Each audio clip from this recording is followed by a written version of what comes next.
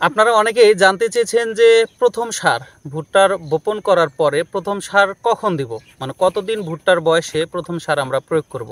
আপনারা অনেক কিছু জানেন, তারপরেও আমি একটু খালি আপনাদের মনে করে দেওয়ার জন্য একটু বলতেছি। সেটি হচ্ছে যে ভুট্টা যেদিন থেকে বপন করবেন সেদিন থেকে 25 থেকে 30 দিনের ভিতরে আপনারা সার প্রয়োগ করবেন। এখন এই সারের ক্ষেত্রে আমরা কি সার প্রয়োগ করব, অনেকেই আসলে এই সার দিতে এসে আমরা অনেকে ঝামেলায় পড়ে যাই। সেটা হচ্ছে যে এখন আমরা আবার মাটি সার দিব বা ড্যাপ সার, টিএসপি সার, ইউরিয়া সার এগুলো দিব কিনা, বা দিলে ভালো হবে কিনা, বা এই সারের সাথে আর কি দিতে হবে, এই বিষয়গুলো আজকে আমরা একবারে খোলাসা করব।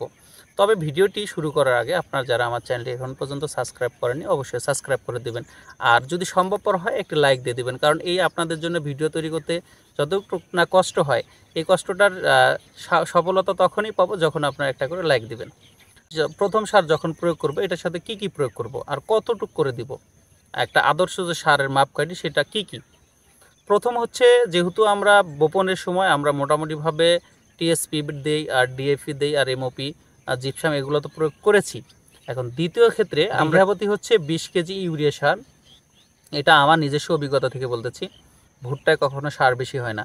বিঘাপতি হচ্ছে 20 কেজি ইউরিয়া সার, আর জিঙ্ক, ম্যাগনেসিয়াম, সালফার এই জাতীয় যে খাবারগুলো অনুখাদ্যগুলো রয়েছে এগুলা যদি আপনারা প্রয়োগ না করে থাকেন তাহলে কি করবেন, এই ইউরিয়া সারের সাথে সুন্দরভাবে মিক্স করে দিয়ে দিবেন।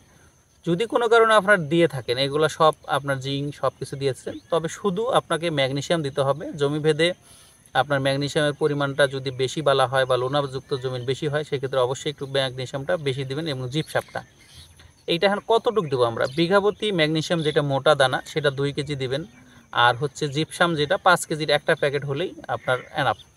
আপনারা যারা মনে করতেছেন যে আমি তাহলে ড্যাপ যদি দিই তাহলে ভালো হবে কিনা, ইউরিয়া সার একটু পরিমাণ কমিয়ে দিয়ে ড্যাপ দিই, হ্যাঁ এটা আরও ভালো হবে।